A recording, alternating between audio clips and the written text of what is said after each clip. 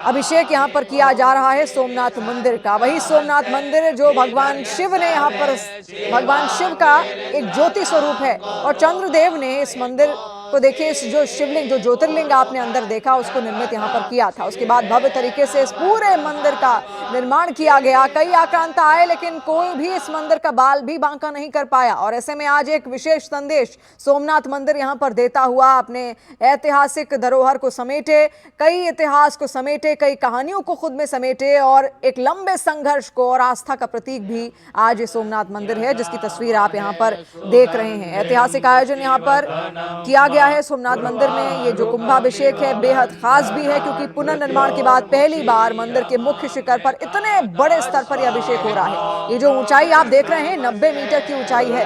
90 metre ऊंचे शिखर तक विशाल कलश पहुंचाया गया है। 350 टन क्षमता वाली ऑल टेरेन क्रेन वहां पर लगाई गई है। इसके अलावा इसकी बूम को 90 मीटर तक फैलाया जाएगा। अब आप देखिए, सबसे खास बात इसमें यह है कि पूरी प्रक्रिया जीरो लोड सिद्धांत पर आधारित है, यानी मंदिर की मूल संरचना पर कोई प्रकार का दबाव नहीं डाला गया है। और ये आयोजन केवल धार्मिक दृष्टि से नहीं बल्कि भारतीय मंदिर वास्तुकला, वैदिक परंपरा, ऊर्जा विज्ञान, सांस्कृतिक विरासत के संरक्षण का एक बहुत बड़ा अद्भुत उदाहरण है। जब यहाँ पर कुंभाभिषेक होता हुआ आप यहाँ पर देख रहे हैं, प्रधानमंत्री नरेंद्र मोदी, इस कुंभ की भी देखिए विशेष पूजा यहाँ पर की जाती है। और इसका मतलब आप इतना ही समझिए कि मंदिर और ज्यादा ऊर्जावान हो जाएगा। देवी देवताओं का वास इसमें और ज्यादा ऊर्जावान तरीके से यहाँ पर होगा और जो नकारात्मक ऊर्जा अब तक थी वो क्षीण होती हुई वो खत्म हो जाएगी। और जल यहाँ पर इससे पहले अभिषेक करते हुए आपने प्रधानमंत्री नरेंद्र मोदी को देखा और कुंभाभिषेक की तस्वीर भी आपने यहाँ पर देख ली, किस तरीके से यहाँ पर किया गया। 11 पवित्र तीर्थों के जल से मंदिर का शिखर का अभिषेक हुआ है।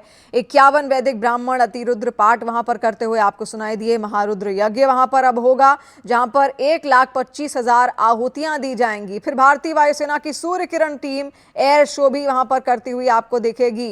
देखिए, संस्कृत में कुंभ का अर्थ ही है कलश और अभिषेक का मतलब पवित्र स्नान या फिर दिव्य शक्ति का संचार। और वही होता हुआ आपने देखा, यानी जब विशेष वैदिक विधियों से अभिमंत्रित जल को शिखर पर चढ़ाया जाता है, कलश और देव विग्रहों पर चढ़ाया जाता है, तो उसे कुंभाभिषेक कहा जाता है। और इस कुंभ की विशेष पूजन अर्चन मंत्रोच्चार के साथ 11 नदियों का जो पानी है वो इसके अंदर रखा गया है और फिर उससे छिड़काव आप यहाँ पर देख रहे हैं, जिससे पूरे सोमनाथ मंदिर परिसर की, पूरे सोमनाथ मंदिर का जलाभिषेक एक तरीके से यहाँ पर हो गया है। और प्रधानमंत्री नरेंद्र मोदी की ओर से ये कुंभाभिषेक वहां पर किया गया। ध्वजारोहण भी वहां पर है और ठीक ऊपर आप देखिए त्रिशूल भी वहां पर सुसज्जित है। और भगवान शिव के हर मंदिर में आप अगर गुंबद पर देखेंगे तो त्रिशूल ही वहां पर सजा होता है। और आज का दिन ये बेहद महत्वपूर्ण था क्योंकि 11वीं सदी में देखिए महमूद गजनवी की ओर से, जो गजनी का राजा था जिसने सत्ता हासिल करने के लिए अपने छोटे भाई का कत्ल तक कर दिया था, फिर उसकी निगाह पड़ी सोमनाथ मंदिर पर। सोमनाथ मंदिर को वो लूटने आया था, यहाँ की अकूत संपत्ति पर उसकी नजर थी क्योंकि हीरे जेवरात जो दक्षिणा में, दान में यहाँ पर भगवान शिव को, भगवान सोमनाथ को चढ़ाया जाता था आस्था के रूप में, उसको वो लूटना चाहता था और वो लूट कर गया भी। यहाँ की दीवारों को उसने क्षति पहुंचाने का प्रयास किया, लेकिन फिर भी यह मंदिर जस का तस आज भी उसी स्वरूप में है। आखिरी राजा था, आखिरी जो मुगल शासक था वो था औरंगजेब, और औरंगजेब की नजर भी सोमनाथ मंदिर पर थी। वो जानता था कि भारतीयों की आस्था इस मंदिर को लेकर आखिर कितनी है, हिंदुओं की आस्था कितनी है, और ऐसे में वो बंटवारा करना चाहता था और वो फूट डालने का प्रयास उसकी ओर से किया गया था। जब फिर से उसकी ओर से भी आक्रमण किया गया था इसी सोमनाथ मंदिर पर, लेकिन कुछ भी वो बिगाड़ नहीं पाया। बाकायदा जिन्होंने टेढ़ी निगाहें इस मंदिर पर यहाँ पर रखी, उनकी खुद की चूल्हें हिल गई और पूरा मुगल साम्राज्य ध्वस्त हो गया, नष्ट हो गया।